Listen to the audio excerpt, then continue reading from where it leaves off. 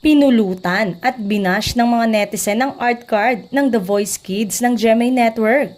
Sa nasabing art card kasi ay nagbigay ng update ang X na dating Twitter account ng programa sa mga artist na kasama sa bawat team. Meron ng 1.1 million views, 939 likes, 206 quotes, 42 bookmarks at 280 reposts ang nasabing art card, pero imbis na tungkol sa mga team, coach at artist ng competition ang pag-usapan, ay mas napansin ng mga netizen ang pagkagawa sa art card.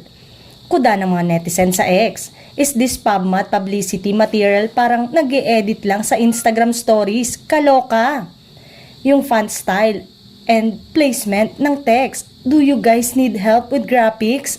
I will volunteer. Kahit na nadaot ang art card, ay marami naman ang pinuri naman ng mga viewers ang malaking set at magandang production value ng programa. When it comes to stage design and lighting, it's always been GMA who can level up to international, komento ng isang netizen sa X. May mga nagkumpara naman ng ito ay nasa ABS-CBN network pa dahil bukod sa art card at ganda ng set ay talaga namang umanong world class maging ang mga kinuhang coach ng programa. Kuda naman ang isa.